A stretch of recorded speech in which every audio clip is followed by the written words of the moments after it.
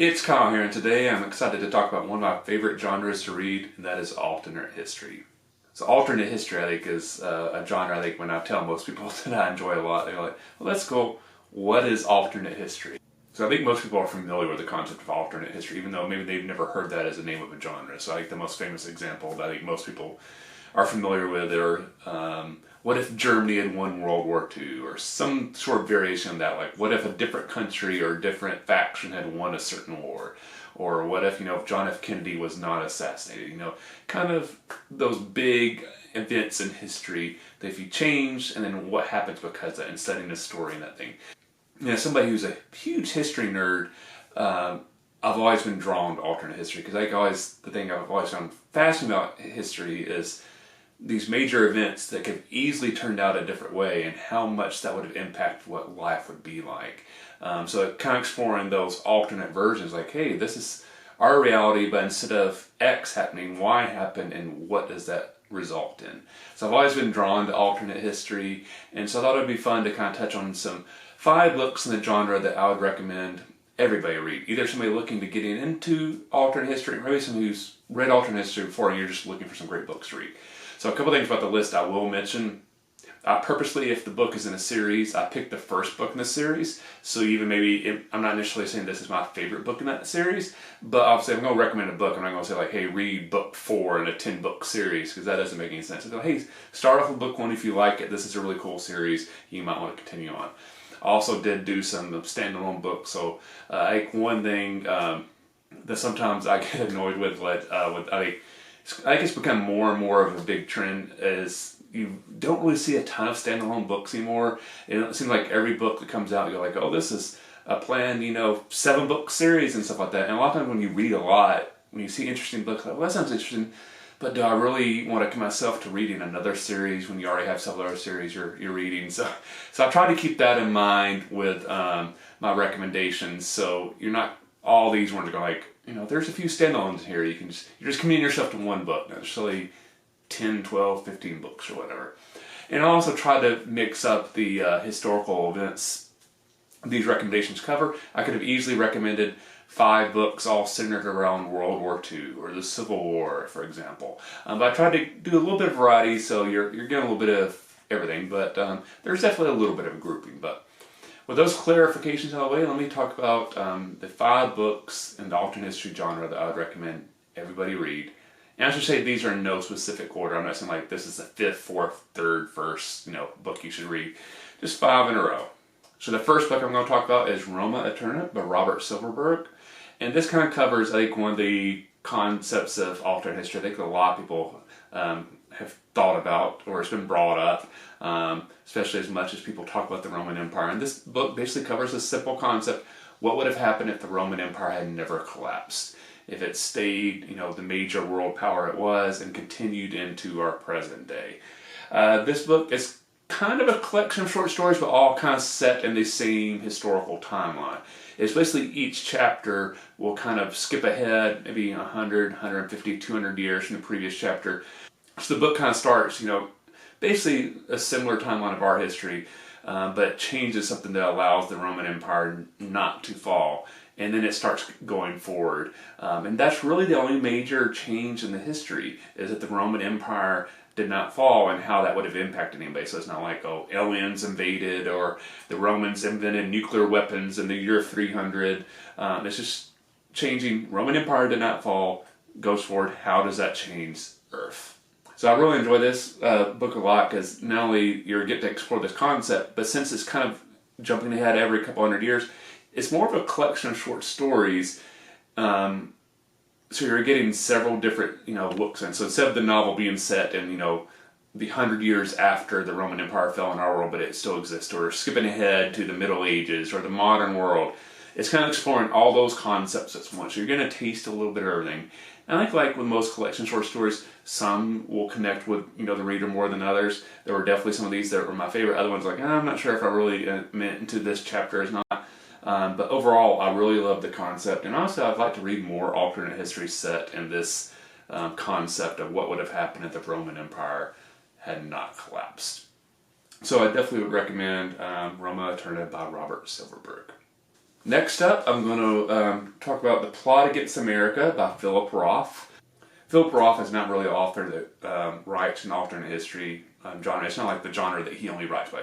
Well-known author, but this is kind of his one foray, at least that I'm familiar with, into the alternate history genre. But this is an amazing novel. I highly recommend it. And so basically, in our reality, I think some people are aware of Charles Lindbergh and everything that went on with his life. Obviously, he's very famous for setting all sorts of firsts and records in regard to flight. In the 20th century, there were several trials of the century. One involved Lindbergh, very famously, when he was probably the most famous person in the country. His infant kid was kidnapped and ended very sadly. And the trial that involved the person that was accused of committing a crime really gripped the entire country. Lindbergh is also famous in our reality for being very active in the America First movement in the 1930s, which was basically really focused on the United States should stay isolationist power. We should not get involved in world affairs. And as World War II is beginning to spring up, we have conflict in Europe. That movement was really pushing, like, that's Europe's war. We need to stay out. FDR, don't get us into the war. And Lindbergh was really the kind of face of that movement and was hugely popular. And then after the Japanese attack on Pearl Harbor and the U.S. quickly joining World War II with overwhelming public support, Lindbergh's kind of standing amongst the American public plummeted. Because obviously now the United States public is completely for joining the war, and who's the most visible face of it saying, no, we need to stay out? Lindbergh. And his popularity just plummeted. So this book explores the concept of what if Lindbergh, through the American First movement, had actually risen to political power before the events of our reality in regard to World War II, and basically he kind of established kind of a friendly government to the Nazis in Europe. It kind of explores, hey, what would have happened when World War II starts, and then the United States is actually a little bit on more the side of the Germans instead of the English. It's a very interesting concept. There's some mystery elements to this book, I'll say, that I don't want to get into. So you have that little bit thrown in as well. I think for a lot of people that maybe are not as familiar with Lindbergh's political viewpoints and stuff like this, reading this book is kind of shocking, because a lot of the stuff that this book does portray is like, Lindbergh was very anti-Semitic in a lot of ways, and definitely had some pro-German feelings before the event of the start of World War II. So kind of exploring, what would have happened if somebody like this had actually risen to power in the United States in the 1930s, and how would that have impacted world events? Extremely well written book. Philip Roth is one of the top authors in the last several decades. So him going into alternate history, you knew it was going to be an amazing book, and I highly recommend The Plot Against America. Next up, I want to talk about another book that's kind of World War II related, but instead of exploring stuff before World War II, this one is looking at events after World War II, and that is Fatherland by Robert Harris. And so this book is based on the concept that the Germans do win World War II. But the interesting thing about this book, the main focal point of this book, is not how world politics are changed, although that's definitely happening in the background. It's basically exploring what life is like for the German population under the Nazi government, and what they are aware of what the Nazis have been doing, both during World War II and in the aftermath of it. Our main character is like a police investigator, and he's been beginning to investigate these series of events that's kind of drawing the attention of his police office. And quickly his investigation begins to delve into some items that the Nazis would like to keep secret. And it kind of explores, what happens when somebody's living under a government like the Nazis. Maybe he's not really aware of what they're up to, and as you begin to uncover the truth, how far are you willing to go to, reveal that and expose those secrets? There's kind of a ticking time bomb in this book. A big part of the book is that the Nazis in the United States are fixing to normalize their diplomatic relations, and that is like, once this happens, the Nazi hold on power is completely submitted. They're not, their only major enemy left is the United States. And if the United States basically enters into diplomatic relationships with the Nazis and normalizes relations, the Nazis are here to stay, and the 1,000-year Reich is probably going to happen. It kind of explores, what happens when this one investigator begins to uncover truths that's, been hiding this nasty secret that I think everybody can kind of guess, what kind of secret would the Nazis like to hide from both their own population and the greater world population about what's been happening under Nazi rule. So Fatherland is a very interesting mix of alternate history and kind of a mystery / criminal investigation book. I would say, like, if you like stuff like Agatha Christie, Sherlock Holmes, any type of mystery books where like there's an investigator unraveling a mystery, you'll enjoy this book, even maybe if you are typically not interested in books that explore history. So this is kind of an interesting book to get somebody into alternate history who's not really a history nerd. Maybe you're more of a mystery nerd, and this book will really appeal to you. It's a very fascinating read, and I absolutely love it. And the last two books I want to explore are about the same author, Harry Turtledove. Harry Turtledove is by far my favorite author in the alternate history genre. I believe you can probably see behind me, I have nearly 2 shelves of nothing but Harry Turtledove books. Absolutely love him. I've definitely fallen victims to reading one of his books and then falling in love with it and then realizing it's like a very long series. And I guess I've just committed to reading 10, 15 books in the series because the first book hooked me so much. He does have a few standalone books and a few series where it's just 2 or 3 books. But both of the books I'm going to talk about here are the first books in fairly long series. So just keep that in mind in case you decide to check these out. So the first book of his I'm going to talk about is How Few Remain. And How Few Remain kind of explores one of the more common conceits in alternate history. And what if the Confederacy had won the Civil War? And so after the Civil War, you actually ended up with 2 governments, the United States government, governing the North, and the Confederate States governing the South. And what happens when those 2 entities exist? So this book actually explores about 16 years after the events of the Civil War, after the South has won, and the Confederacy and the United States basically engage in another conflict. And this is kind of the conflict that's kind of, I would say in our reality, kind of think of the War of 1812, where, that's the war that basically established, like, yeah, the United States is going to stick around the country. The British are not going to reconquer us. This book kind of explores, like, all right, the Confederacy won the Civil War, but they're still a little unsettled. I think a lot of people expect maybe the United States at some point maybe to be able to reconquer, or maybe the 2 countries eventually will come back together kind of peacefully. Are they really going to stay separate? So the events this book kind of explores, what is this conflict going to be like between, these 2 countries now? How are the relationships with the United States and Confederates are going to exist? Are they going to be able to kind of somehow figure out how to have friendly relations? Are they always going to be bitter enemies? One of the interesting things for history nerds in this one, a lot of the characters in the book are actually historical figures that were involved in the Civil War. So you basically have the idea that, a lot of the prominent generals in the Civil War are still alive when this conflict happens. So they're kind of getting a rematch. But you also have these new characters that are not historical characters that Harry Turtledove is exploring. I think one thing Harry Turtledove always does really well with his books is some of the main characters will be leaders. So they'll be, political leaders, military leaders, and stuff like that. But at the same time, the book will also explore, like, hey, this chapter is exploring what a general's viewpoint of these events are. Now we're going to have a viewpoint of a private in the army, or a slave, or an industrial worker. And this chapter is going to focus on the President of the United States. So you're kind of getting the viewpoints of everything that's going on from a wide range of characters, and you really kind of become attached to all the different storylines.